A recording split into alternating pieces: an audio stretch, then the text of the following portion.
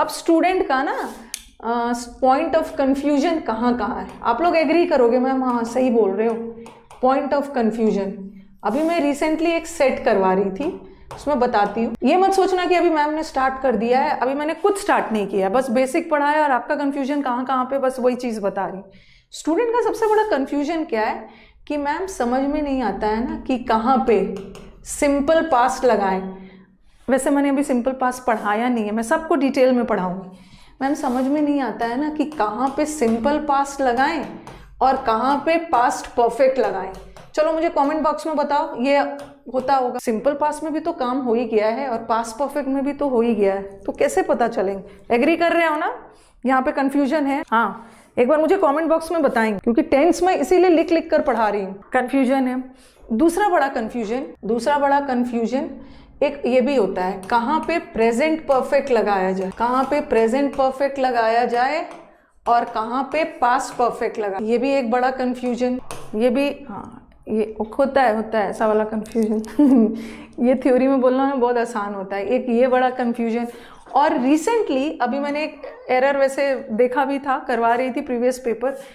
कभी कभी हम क्या करते हैं ना, फ्यूचर बताने के लिए, वैसे तो हम फ्यूचर बताने के लिए विल शैल का यूज करते हैं, बट कभी कभी हम फ्यूचर में जो काम तुरंत होने वाला है, नियर फ्यूचर, जो काम फ्यूचर में तुरंत होने वाला है ना, हम उसके लिए विल शैल तो लगाते ही हैं, बट जो काम फ्यूचर में तुरंत होने वाला है उसके लिए हम सिंपल प्रेजेंट भी लगाते हैं।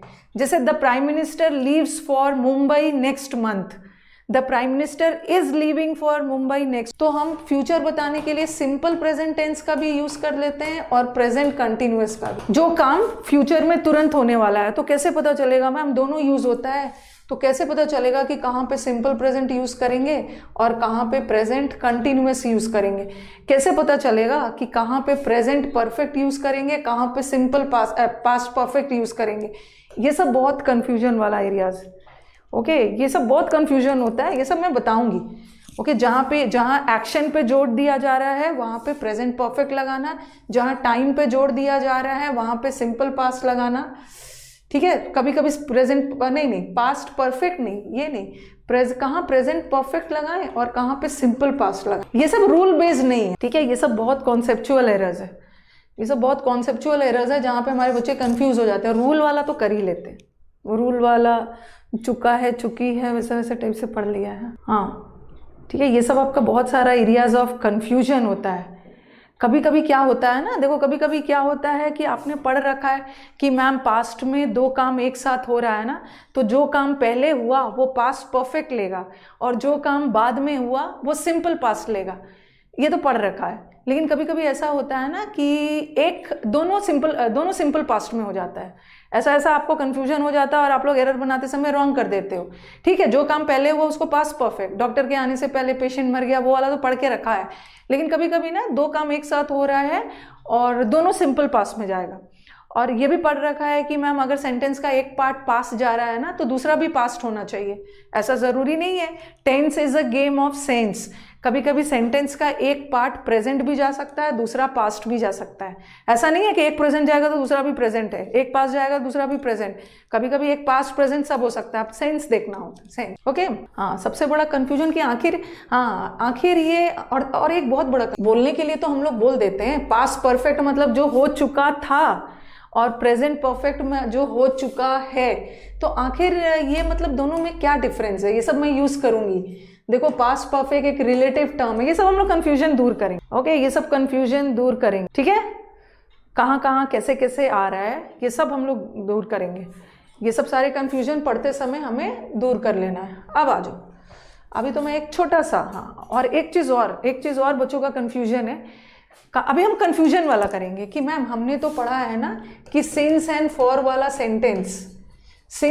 वाला सेंटेंस ना हमेशा परफेक्ट में होता है, और मैंने ऐसा लगा दिया ही वर्क्स फॉर 4 days। अब लगेगा अरे ही वर्क्स फॉर 4 days, इसमें तो फॉर लगा है और फॉर वाला सेंटेंस तो परफेक्ट में होता है, तो इसको परफेक्ट बनाना होगा। ही हैज, या तो परफेक्ट में अकेला परफेक्ट भी आता है या तो परफेक्ट कंटिन्यूअस भी आता है।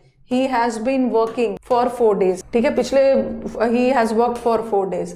और आप तो पढ़ चुके हो कि सिंस एंड फॉर क्या बताता है। सिंस एंड फॉर बताता है एक निश्चित टाइम जब से काम चल रहा है या जब से काम खत्म हुआ है, चल रहा था 4 डेज।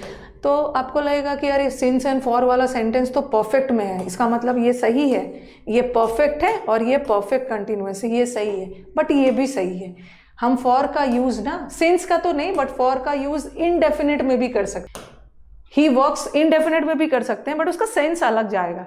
वो उसी दिन 2 घंटे, हर दिन 2 घंटे काम करता है, उसी दिन काम करके खत्म कर देता है।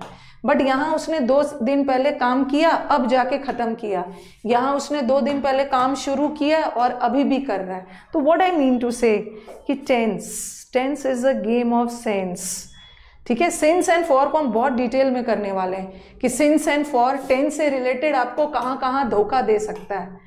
ठीक है, इसको मैं अलग से पढ़ाऊंगी। वैसे मैं सिंस एंड फॉर प्रेपोजिशन में भी पढ़ाऊंगी, लेकिन प्रेपोजिशन में हम लोग प्रेपोजिशन वाला एग्जाम्पल करेंगे, बट यहाँ टेंस वाला करेंगे।